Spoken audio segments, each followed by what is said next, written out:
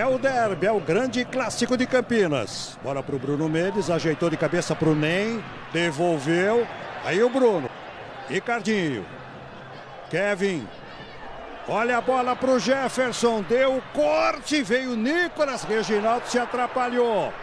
Olha o Matheus Oliveira, bola para a área da Ponte, tira Igor. Esse é o William Oliveira, pressiona o Bugre.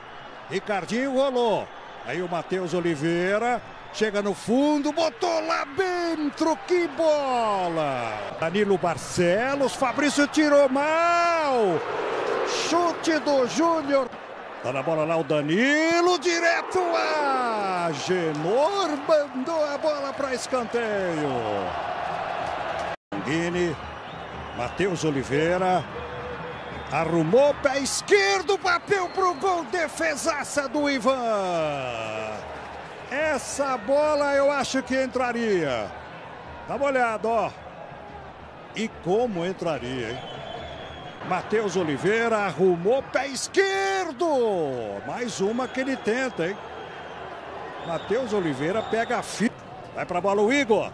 Jogou lá dentro, desvio, ajudou. E o jogo já tá parado ali. O toque de cabeça do André Luiz. Confere aí, ó. A defesa do goleiro Agenor. E o Bandeira parece que já estava marcando ali o impedimento. Olha a defesa do goleiro do Guarani. De novo, ó. Bom, também, né? Júnior Santos, André. Chegou, se arruma. Ele caiu. Ferreira estava no lance.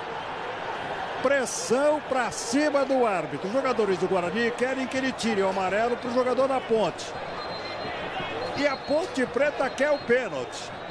Dos mais artilheiros, vai lá. Ferreira cabeceou para trás, saiu o goleiro, ele vai bater pro gol, bateu, chega Ferreira. O Ferreira que falhou cabeceando para trás, salvou a bola do Júnior Santos.